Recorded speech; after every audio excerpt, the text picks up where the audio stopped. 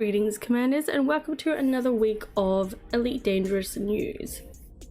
Now starting from the 20th of April, the Neo-Marlinist Order of Madrid has been granted sanctuary in the Marlinist colonies in return for revealing the identities of the NMLA's leaders. The faction survivors arrived in the Hades sector RO-P B6-2 system after being defeated by the Imperial forces. The Marlinism Reformation Party agreed to offer political asylum despite all three superpowers demanding the refugees' arrest.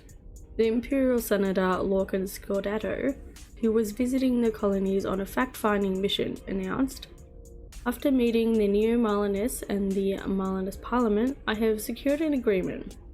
The Landgrave of Madrid and his inner circle will cooperate fully with ACT to provide details on the senior leadership of the NMLA. In return, they will receive life imprisonment at a local detention facility. The Steel Majesty's population will undergo security vetting by the Marlinist Constabulary to identify extremists. The remainder will be permitted to remain in the system and apply for citizenship." Chancellor Blaine has approved the proposal, commenting that it was precisely the sort of creative solution the Emperor requires. Responses from the Alliance Federation were mixed, but there was broad agreement that targeting the NMLA was the priority.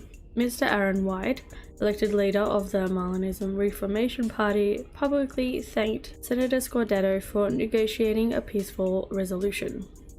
Now, on the next day, on the 21st of April, the Proactive Detection Bureau, which monitors all civilian communications in the Federation, has detected several homegrown terrorist groups. Deputy Director Bethany Blake of the Federal Investigations Agency told the media, "Our combination of sophisticated algorithms and skilled operatives has unearthed over a dozen extremist organizations, all previously unknown." The FIA launched preemptive raids on these groups before they were able to strike against the civilian targets. In addition, we have arrested several thousand individuals who are conducting research into terror tactics, radical ideologies, and other suspicious subjects. The PDB will continue monitoring all comms networks and liaising with local security agencies via the Federal Justice Department. Vice President Jerome Archer hailed these results as validation of the Domestic Counterterrorism Act and stated that the PDB will help prevent the mass murder of federal citizens. Civil rights groups have claimed that these extremists could have been detected via conventional policing methods rather than intercepting personal messages. Independent criminologists added that the statistical likelihood of such immature groups committing actual attacks is low. On the 22nd of April, there was two pilot Federation alerts. The first one reads, "Ancient objects left behind by the Guardians have been requested by Aegis for the new anti-Xeno research program. The Guardians were an intelligent humanoid species whose civilizations collapsed over 1 million years ago, and who were engaged in hostilities with the Thargoid race." Professor Albert Tesoro, head of Aegis Research, gave this statement.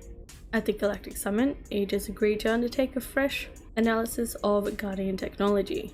The hope is that this will lead to the development of more effective defenses against the Thargoids. We therefore require new samples to compare with Ram-Tar's groundbreaking work on this mysterious species.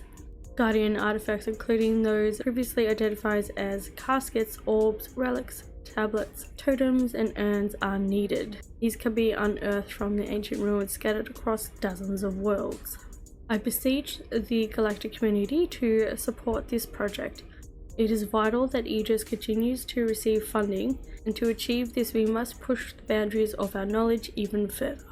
Pilots are asked to deliver their shipments to Aegis Research in the Alexandria megaship in the Delphi system.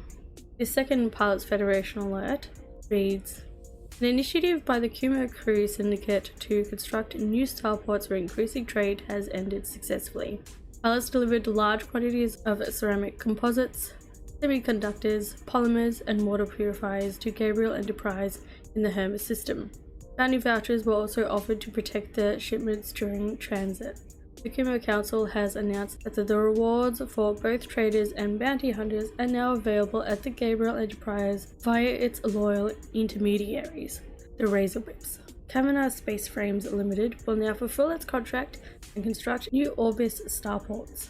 These will be in place on the 29th of April 3307 in the following locations: Legacy Sector PM-T C3-14 near the Hermes system, 𝗕𝗓𝗢𝗢𝗓𝗓𝗓 near the California Nebula, 𝗕𝗓𝗓10792 near the Sothis system, 𝗕𝗓𝗢62154 in the Coalsack Nebula, 𝗕𝗓 PC-K C9-91 in the Colonia region.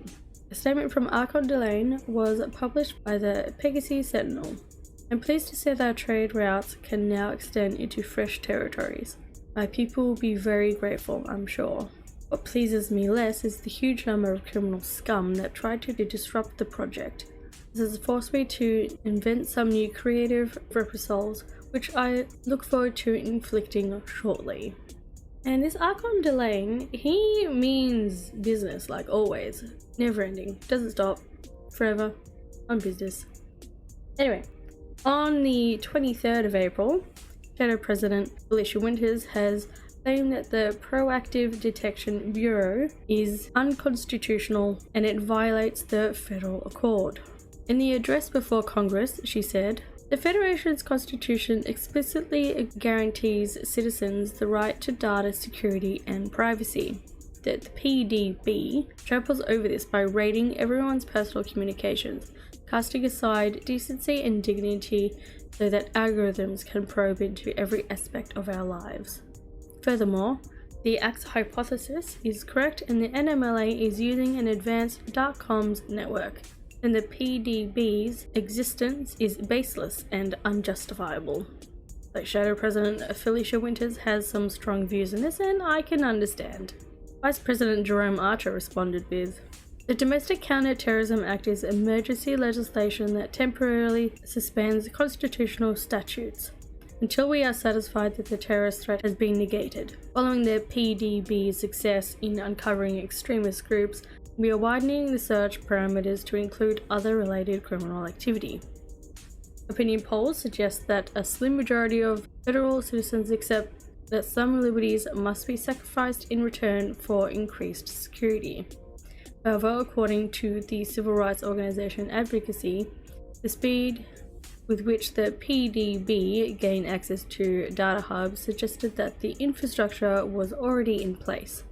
All the government needed was an opportunity to make it legal. And that's kind of a little bit worrying. It was quiet for a couple of days, and then on the 26th of April, Superior Hadrian Augustus Duvall of Nova Imperium is the mastermind behind the NMLA, according to classified information leaked from within ACT. Wow, I did not see that coming. Independent journalist Flint Firemaker LaFosse published the details on the Rewired network. Adrian Duvall, the illegitimate embarrassment of the imperial family, or their secret terrorist nemesis. That's a story being told by survivors from the Neo-Marlinist Order of Madrid, who gave up their secrets to save their own skins. According to my source, Landgrave de la Croix confessed to ACT that his faction transported enzyme bombs to Nova Imperium assassins to their targets, on the direct orders of Hadrian Duvall, who promised rewards and political power in return. Delacroix also revealed that Hadrian was converted to Neo-Marlinism a year ago by his consort Astrid Minerva, a top NMLA agent. She convinced him that becoming emperor would be much easier if all the other Duvalls were dead. As for the NMLA's attempt on Hadrian's life last October, it was faked in order to gain the imperial family's trust. Just another false flag operation, which, as we truth seekers know, can be found everywhere. As yet, this information has not been verified and its source remains anonymous. There has been no comment from either ACT or Nova Imperium.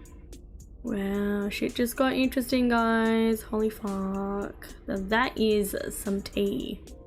Anyway, that is the news for the week. Here is a video that YouTube thinks that you will like. I'll catch you over there. In the meantime, fly safe, Commander.